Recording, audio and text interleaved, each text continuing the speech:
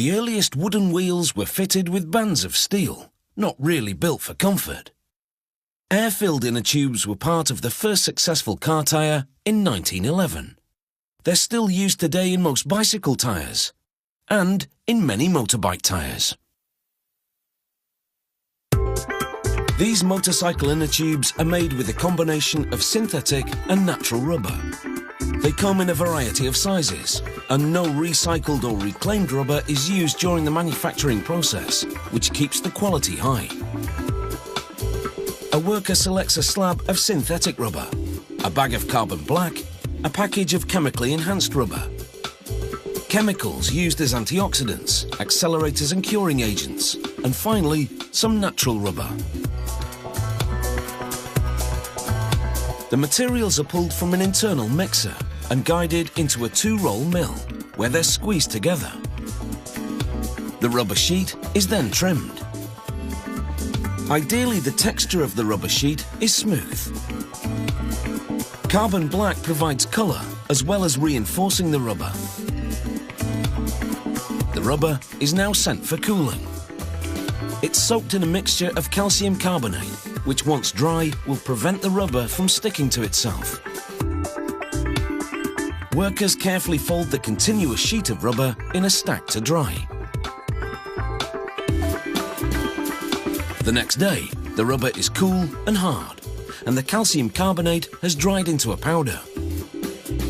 The small strip coming out of the two-roll mill is sent to an overhead conveyor belt, which takes it to the next phase of production.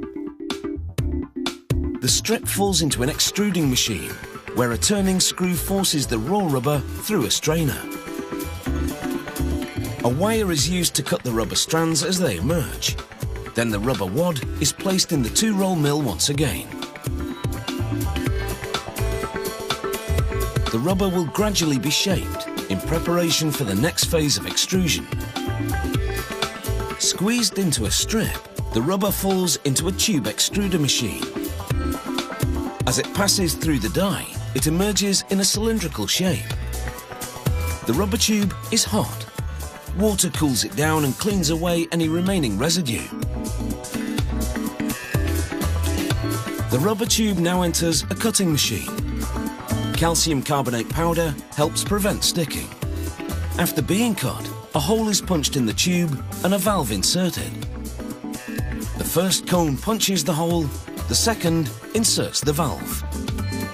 A worker replaces each valve after it's been inserted into the rubber tube. This machine can process 22 tubes per minute.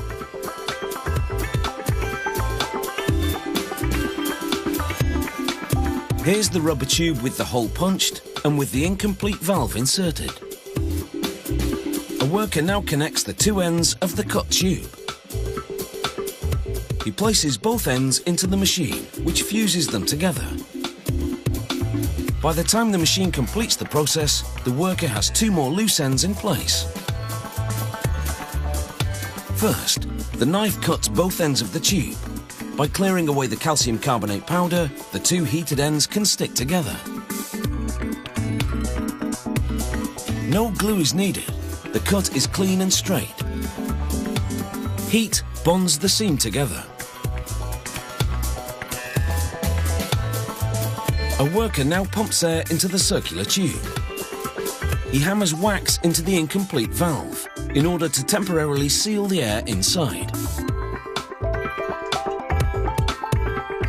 Another worker places the tube in a mould. It will be heated for a few minutes as part of the vulcanization process. The wax that held the air inside has melted, but after being vulcanized in the mould, the tube retains its cylindrical shape. To flatten the shaped tube, any remaining air inside is removed using a vacuum. These workers give the inner tube its finishing touches. They complete the valve by adding a core, followed by a ring, a nut and a valve cap. They then fold the finished inner tube, keeping it in place with rubber bands. The folded inner tubes are packaged up and heat sealed. So there you have rubber inner tubes. Do you know, I'll never tire of the facts.